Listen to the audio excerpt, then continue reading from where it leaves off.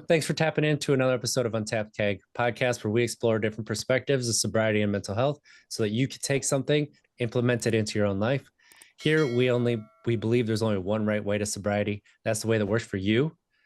I'm RJ Zimmerman, and today I'm very excited to be joined by Dave Robinson from Work Your Stories. He's a Storywork coach, and it's going to be a lot of fun. How are you doing today, Dave? I'm doing great, man. I appreciate you having me. This is going to be really exciting to talk words and stories and their effect on our reality and tie it into sobriety as well. So this is going to be a lot of fun, man. Yeah, it really is, and I'm excited to really dive into it.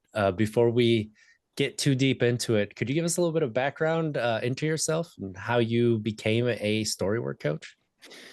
Yeah, so I'm a Richmond, Virginia native. I've been an adventurer and an entrepreneur and an athlete, and I've worn a number of hats from teacher to advisor to coach. Uh, Kind of in a different order than that, back to coach again. And I spent a lot of times in the fitness and health world.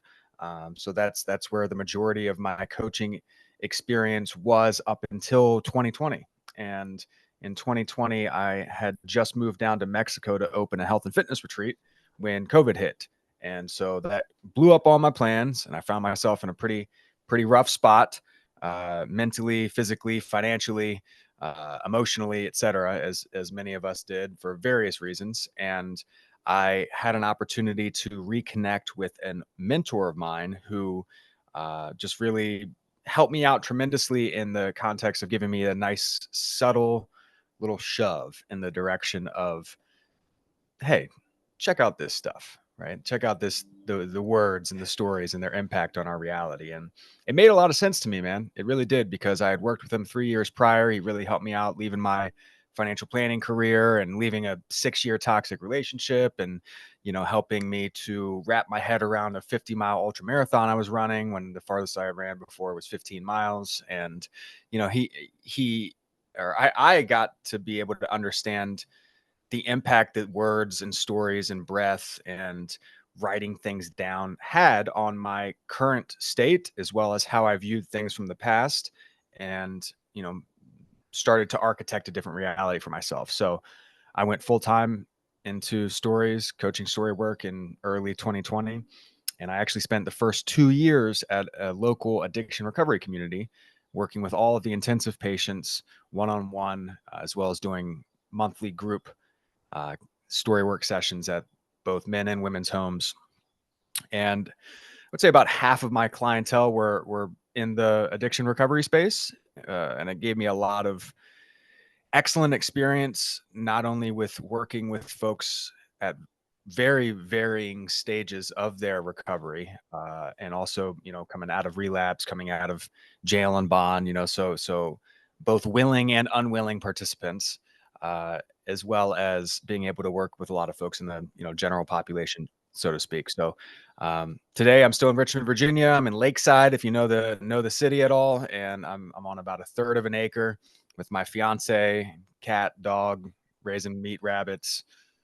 We've got quail and bees and planting a bunch of cool stuff. And you can either find me running in my garden or working people's stories. And that is my summation of Dave at this point. So It's a heck of a journey to get to that place of rabbits and bees and quail and just enjoying enjoying things as they come, right? yeah. Um, what is it about stories that you really find people start to have that transformation with? So fitness and health take too long. Still a huge believer in it. That's like side A of the coin, or side heads, so to speak, right? But it takes 3 to 6 months to see positive changes of very consistent work in the fitness or health space. And wellness, which constitutes how we think about ourselves, how we feel about ourselves in any given moment, that can change in an instant. And you know y'all may know this listening, and you certainly may as well, RJ, but there's the vast majority of our reality is run by mostly conscious and subconscious narratives, beliefs, aka stories. And those stories affect our imagination, they affect our mental imagery, they affect our posture, they affect our breath, they affect our physiological state. We're either upregulated by them or downregulated by them. We're typically rarely neutral, right? Because that flow or that presence or that eternal now is hard to tap into, right? So we're either Yes. getting upregulated or downregulated through the words that we're thinking and the words that we're saying. And again, much of that is unconscious. And so what I realized is that there are very often, almost all of us have experiences from our past that were hurtful or potentially traumatic, meaning that they changed our brain and changed our physiological state, or potentially haunting. We also, all of us shit talk ourselves in some capacity, right? We've got that inner Oh bully or yeah. that inner critic, right? And Oh that yeah. often shows up at inopportune times, and he's often wrong, but we believe him, especially when we're in the muck or when we're stuck. And we all hold ourselves back from doing, being, accomplishing, climbing the mountain we actually want to climb, mostly based on fear. And story work, the work that I do with my clients, helps to shed light on each of those different scenarios. And much different than therapy, uh, we actually get to a resolution, and we get to that resolution very, very quickly. And we allow those emotions to get in motion, get up and out, stop stagnating, start flowing. And then that's where the healing process can begin, because we're pulling ourselves into that parasympathetic nervous system state. And I love how you brought up the inner critic. And when I'm working with clients, that's where I notice um, a lot of work can be, you can see the progress in it really quickly. And I like to, what I like to tell people, because what I discovered in myself was like, my inner critic was coming from a place of I hate myself. Like I don't just hate myself, like I think I'm a piece of shit. And so understanding that going from that to just straight positive, like you're amazing, I love you, that's not going to work. And it doesn't work for a lot of people. But if you can just get to a place of I'm okay, like you're saying, with that neutral state, it's it stops you from pulling yourself down. And now all of a sudden you're in this space of, oh, I can talk to myself in a way that's not as a total asshole, and it helps. And so what you're saying with the stories and how that, how that relates, it's so powerful when you think about how you're talking to yourself, and then you just, you start to break things down in a way that I'm looking at it and I'm like, well, is this actually true, or was this just true at one time? And just how powerful that can be. But there's almost always two sides to a coin. So if we look, we find what we're looking for where we're looking for it, right? And so, you know, uh, I too come from a place 2015, 2016. I noticed myself saying and living out, I hate myself, I hate my life, right? And um, that's been close to a decade now, and there are remnants of that in there, but it's just smidgens of it, right? And but at the time, it was all I was seeing. It was boulders everywhere, and I was looking for evidence of that, seeing evidence of that, seeing reasons to and reasons why. Uh, Even though there were boulders and of reasons to love myself, and reasons to love my life, right? But I was looking at the wrong thing, or the thing that created conflict internally for me and was creating conflict externally for me as well. And so, yeah, I believe you see what you're looking for, but you have to address the thing that you don't want to see. You can't ignore it. Oof. Oof. Yes, that confirmation bias is absolutely real, right? And it puts this filter on what you can see in the context of your reality, and then what, you're just not allowing to see, because it would interrupt, or, it wouldn't, what's the word? God dang it. It would take your beliefs and make them not true, right? Negate. Yeah. That's the word I'm looking for. Negate Yeah. what your belief is. So you can't see that. And what you're talking about, like, what is it that you don't want to see?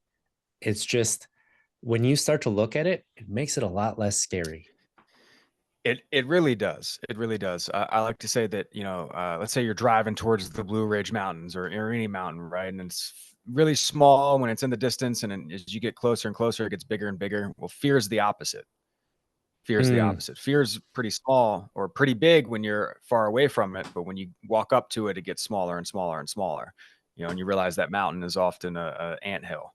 Um, but the English language actually is rife with negations and rife with conflict language and rife with occulted language or hidden language that keeps us in these states of conflict. And it's very often that we're speaking in the terms of what we don't want.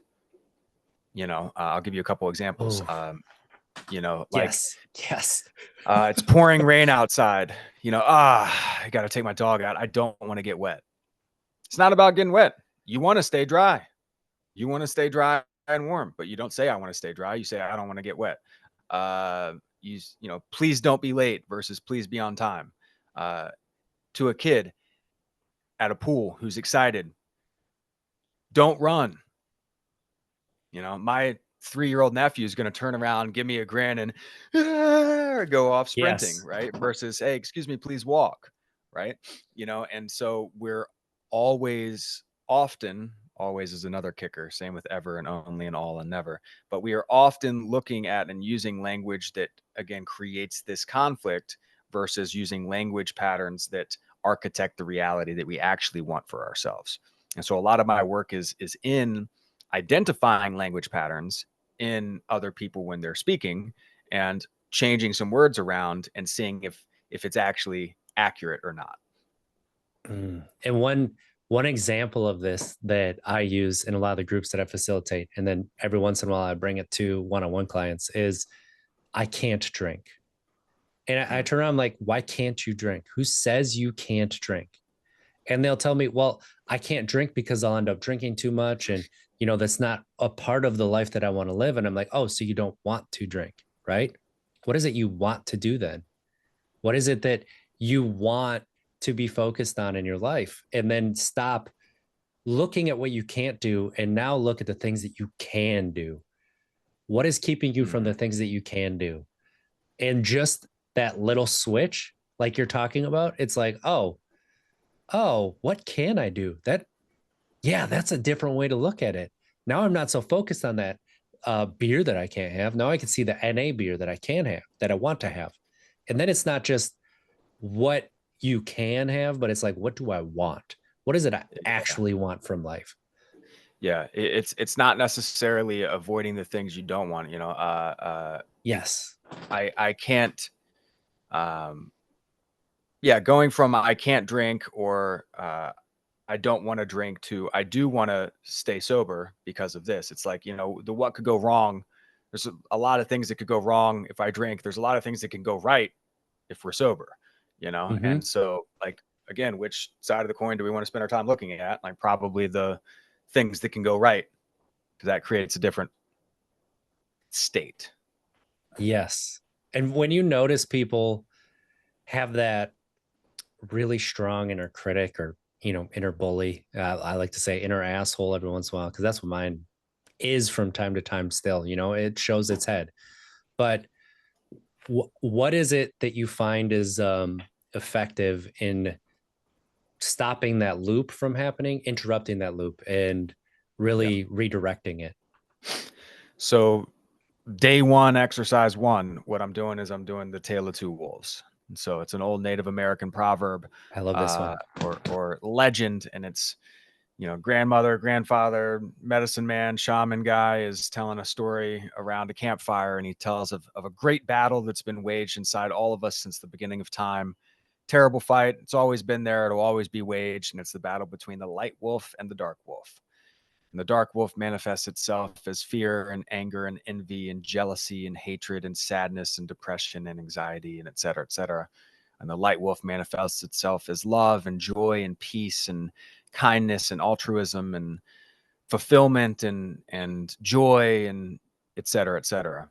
And some brave little boy or girl pipes up and asks, which one wins? And he says, the one you feed, the one you feed. So the first exercise I'm doing with my clients 95% of the time is they are writing out their dark wolf. They name their dark wolf. What does it say to you when you're down? What's it say to you at your worst points? What does it whisper to you when you win? What does it prevent in your life? What does it encourage in your life? And what does it really want from you? And some people get a big shift out of realizing that it's not them, the U with the capital U, the S with the, soul with the capital S, or self with the capital S. It's actually this other thing talking shit, right? And Yeah. there's two of them. It's the angel and the devil on the shoulder. It's like, but inside, it's the light wolf and the dark wolf. And so naming the dark wolf separates it from us criticizing us, and that can be really helpful for some people. Secondly, what we do that's very helpful is we actually write it down. So usually 95% of my sessions are via Zoom and a Google Doc. So usually we're typing it out, and when I say write it down, I mean type it out. But where we're taking it from our heads, putting it onto a page or a screen, creating space, creating separation, being able to observe it. And now we're not the participant in our story, we're the observer of the story. And that's an entirely different situation. It's an entirely different physiological response that we get. So oftentimes there's emotion that first happens, right? Because we read that out loud. And then typically, if somebody's really doesn't want to see something, they fly through it and they read it really, really, really fast, and they don't actually read it and they don't actually feel it, right? So I slow them Yes. down. We drop the rate of speech, right? We reduce the volume of speech, and we get a little bit calmer. And then I start adding breath into it. So every period, every comma, every punctuation point, we're adding a rhythmic, diaphragmatic, good inhale, volume in, length out, breath. And we might do 20, 30, 40, 50 of those, depending how long this is. And when we breathe like that, first of all, the brain craves rhythm when it comes to the breath. And when it starts to realize that there's going to be a pattern to the breath, it starts to be able to put that breath on autopilot a little bit. And secondly, if we breathe the opposite of that for a minute, I'm running a wind sprint, I'm having the beginnings of a panic attack, like that's very upregulatory. That's very fight, flight, or freeze, right? I'm being chased by the saber-toothed tiger. The flip side is also true. You breathe like this for a minute or 5 or 10.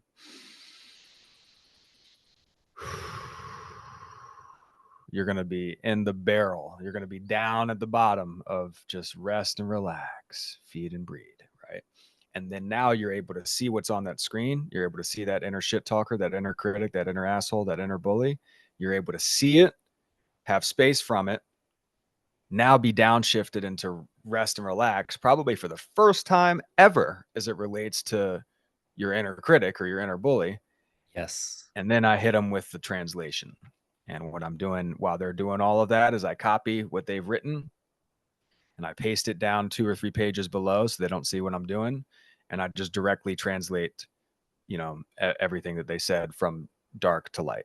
So my dark wolf tells me he hates me, or I hate myself.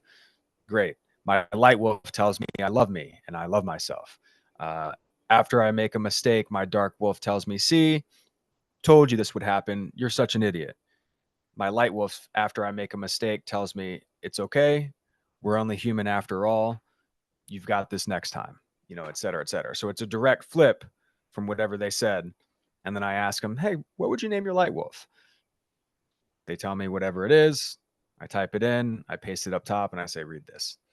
And that's, if they haven't cried already, that's when they cry. it's very, very often the first time that they've ever thought that or said those things about themselves. And yet it is also true, because that's the other side of the coin. And so I love the light wolf, dark wolf exercise. And it's an exercise that you as a reader, or listener rather, could participate in as well, simply by naming that dark wolf. Write out the shit that you say to yourself about yourself, and then flip it, turn it to the opposite.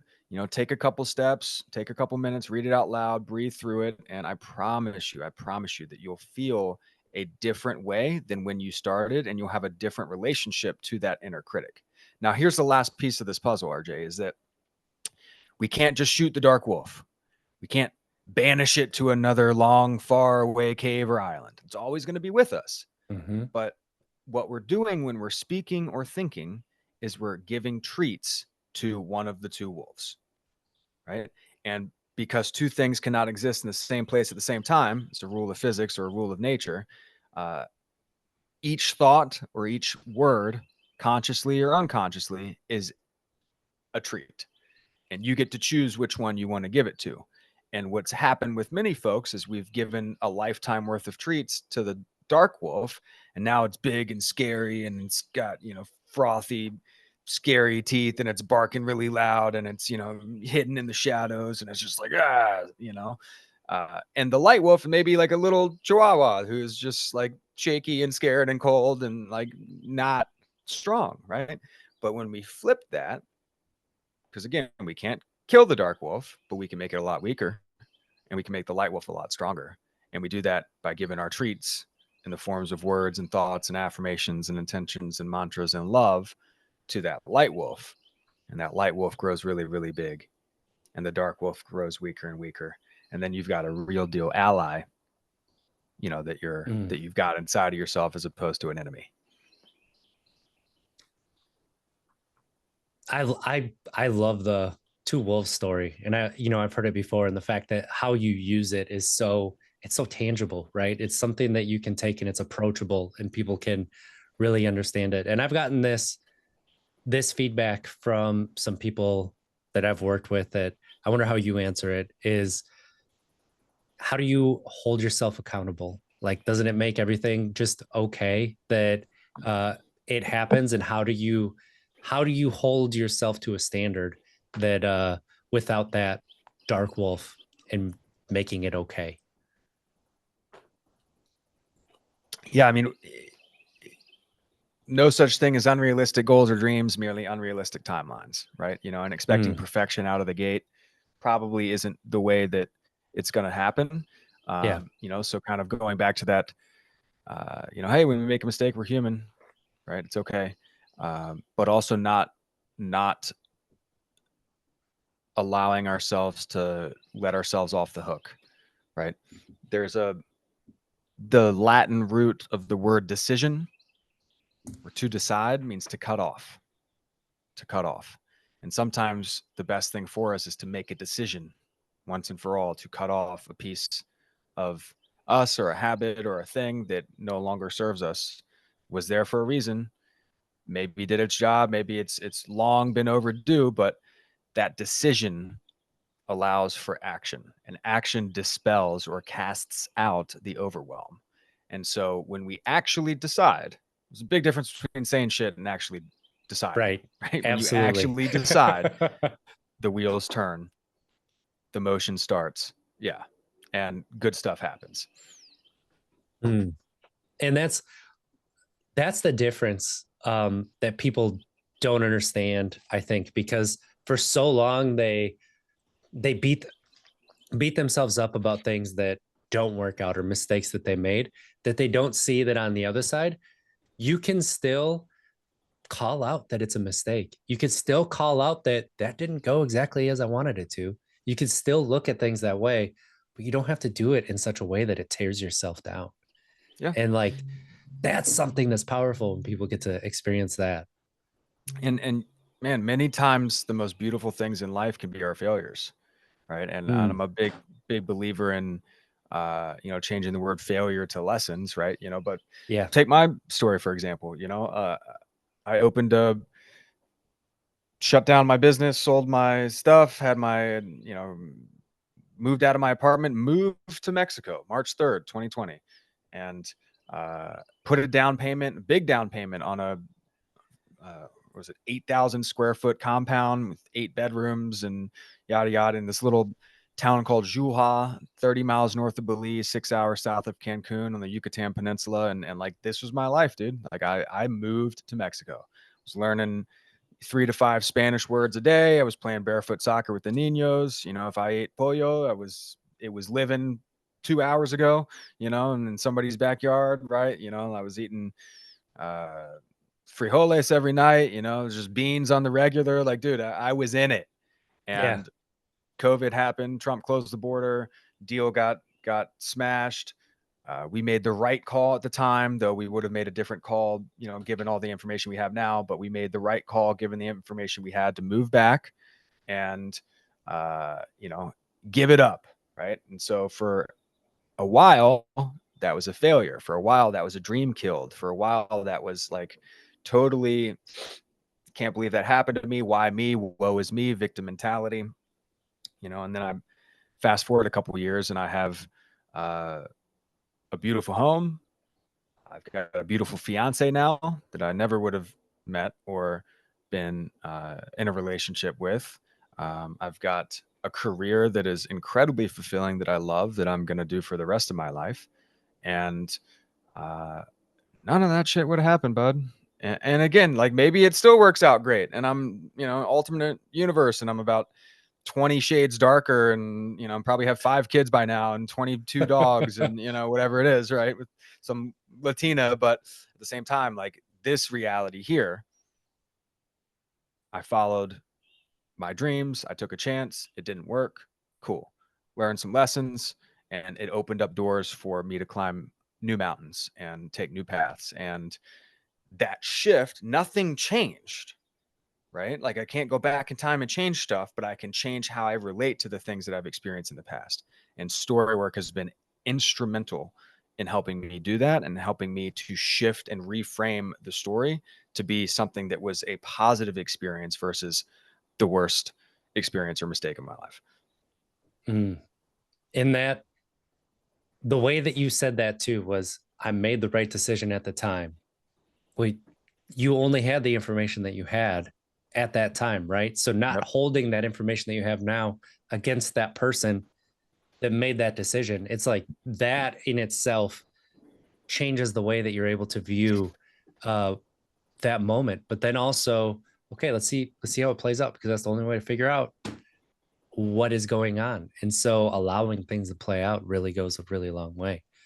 And just being able to sit with yourself and say, yeah, I'm doing all right. I'm I'm gonna be okay. Like that's so powerful.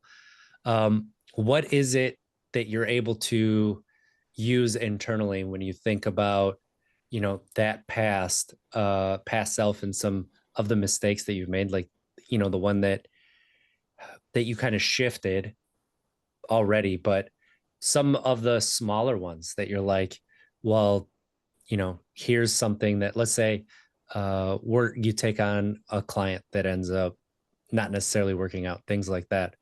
How are Yeah. you able to shift some of those uh, stories pretty quick too? Well, I'll tell you where I start because what often happens is I get into the negative self-talk or the inner critic when that happens. You know, see, I told you so. You did it again. You're never going to learn. You know, et cetera, et cetera. And excuse me, I've got a little. I'm a sucker for alliteration, huge sucker for alliteration. So recognize, redirect, repeat. Recognize that inner critic and self-talk, redirect it to something else and repeat that something else, right?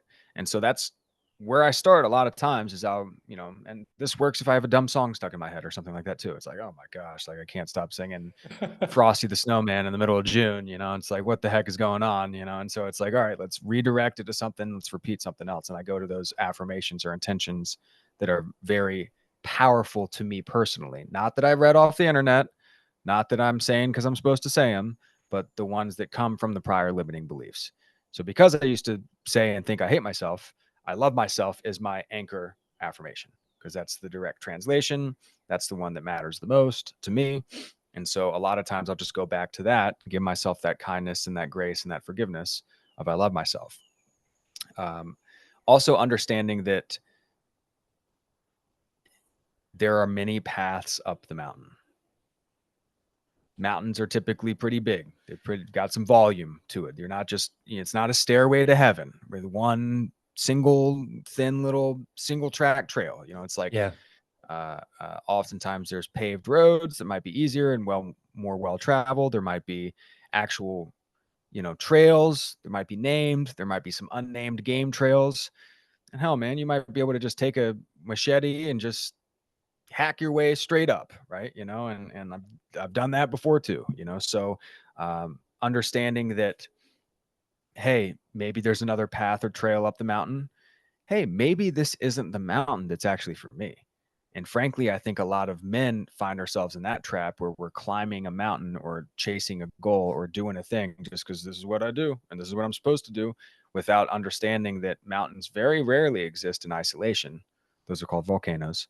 But there's often a mountain range, right? And there's lots of options. And you can camp at the top of the mountain. Yeah, you can take the path to the top. Yeah, but it may necessitate coming back down the mountain, retreating a little bit, and then climbing your butt all the way back up to the top of another one to get to the one that you actually want to get to. And most people are scared to do that. So, I am a measured risk taker at heart. I gave up very early giving a shit what people think about me or how I live my life or what I, decide to do on a regular basis. And I started swapping the word time for the word life.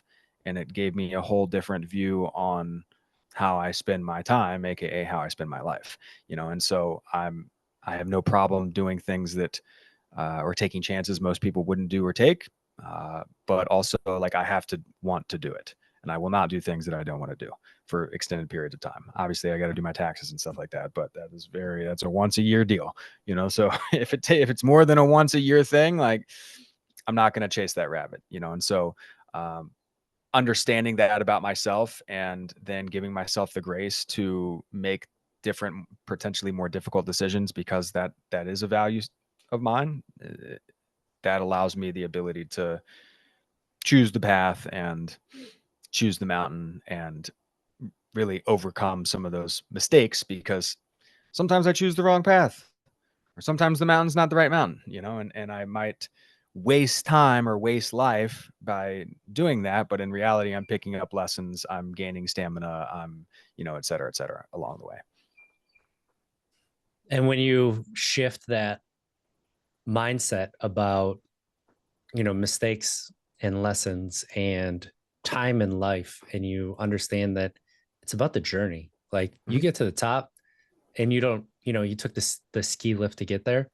Are you really appreciating you get to the top? Or are you going to No. get to the top, with that machete hacking through some of that? Are you going to appreciate getting to the top with that? And having that understanding can open yourself up to the different possibilities as well, that you can actually have some fun in those moments, which sounds weird if you've not allowed yourself to have that, but it's something that, um, when you open yourself up to that, it's like, damn, this actually is kind of fun. It kind of is fun to prove people wrong, to prove myself wrong. Mm-hmm. And God, that slog was worth it when you get to that top.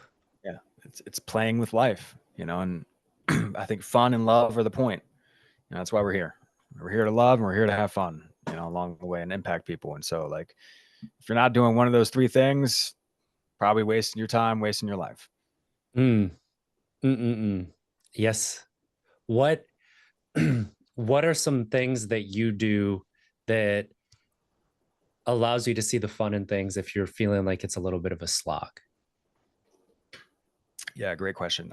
Sleep is one of my greatest values. I spend a lot of time burning the candle at both ends and grinding. Mhm. The tagline of a prior company was grind on. And, like, hey, that's what I was doing. I was slogging. I was making it hard. I was grinding gears. Nothing was Yeah. easy, And so I learned to prioritize sleep both for the, mental and physical benefits of that. I would say 99 out of 100 days, I'm in bed for 9 hours, and that is a tremendous boost to a lot of things. I I greatly value having time off. And what that means to me is not having to-dos on the calendar, not having an obligation on the calendar. So anytime I get a Saturday or a Sunday or a random Friday or Thursday with like a block of nothing scheduled, that is tremendous to me, And so I front load my week. Oftentimes it's like Monday, Tuesday, Wednesday, I'm loaded with sessions. But then I'm also allowing myself time to rest, time to do things that are fun to me, even if many they aren't fun to other people. I'm training for a 100-mile ultra marathon now, which for about a decade was something I really wanted to do. Didn't think I would either A, ever do it, or B, I would be in my 40s when I did do it. And I'm in my mid 30s. And this year or end of last year, I was kind of like, well, what if I die? Right? Like, what if I don't have time? Right? What if something changes? And so I turned something that was impossible in my head in the story I was telling myself to something that is inevitable. And that's what my word of the year actually is for 2024 is inevitable. And so, uh, sometimes I just go run. Right? I'm like enjoying Mm. the process. Most of the time, the last run I did, admittedly, did suck.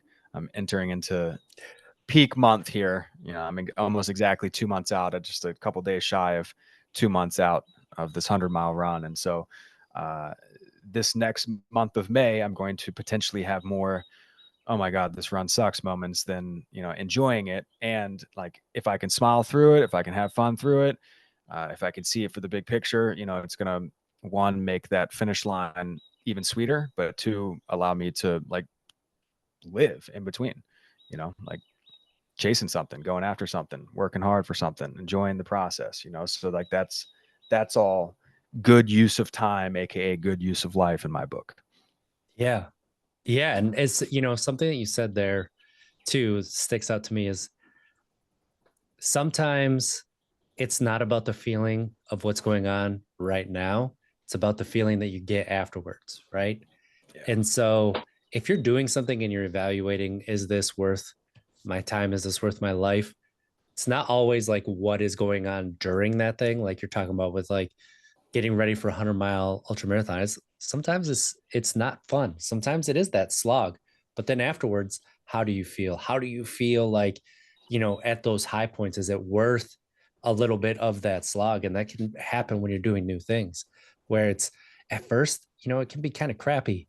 It can take a little bit to get into whatever it is you're doing because we're not these, amazing experts at the start of doing something. It actually takes some time, and so if you're not an expert at the beginning of it, it's okay. How do you feel afterwards? Does it give you that sense of fulfillment?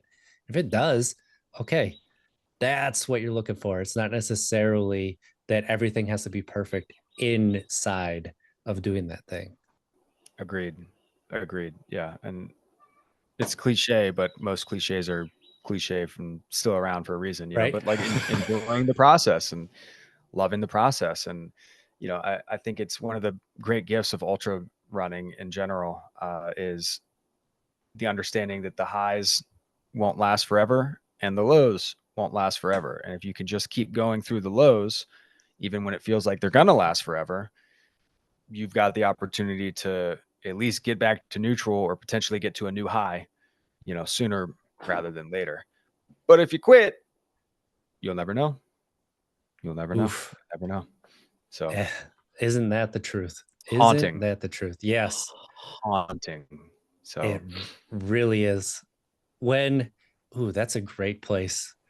So let's say you're working with somebody and they have that regret that they quit and it's haunting them. What are some tools that you have to work through those stories? well, we go right back to the scene of the crime, so to speak. Because again, Mm-hmm. they probably had information or a lack of information, and they probably made that call for a particular reason.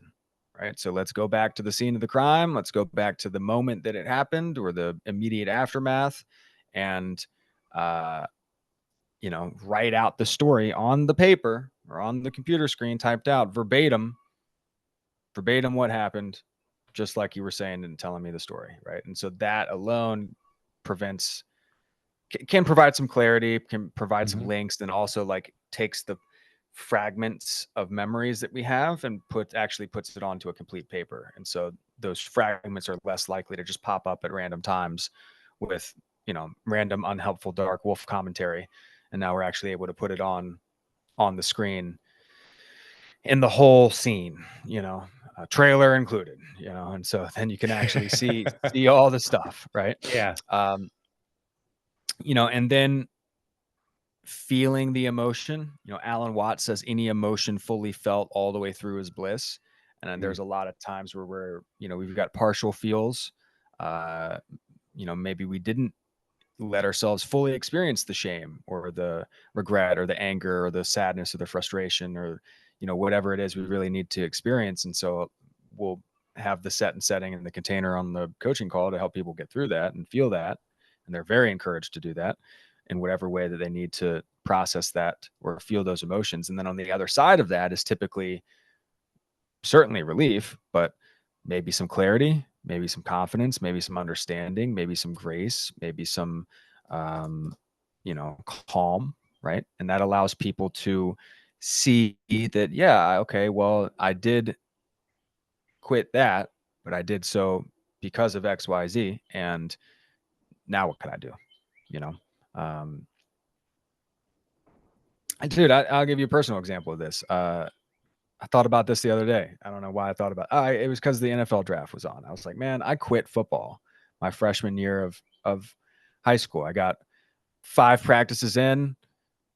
It's like I'm just don't want to get knocked around. It's really hot. I'm getting, even though I love the game and I play in my backyard with all my buddies, it's just this is not, they put me in a position I didn't want to do. I had all the reasons and all the excuses. And my parents were like, you're going to regret it. You're going to regret it. You're going to regret it. And like, for a long time I did, but I got healthy knees today as a 36-year-old.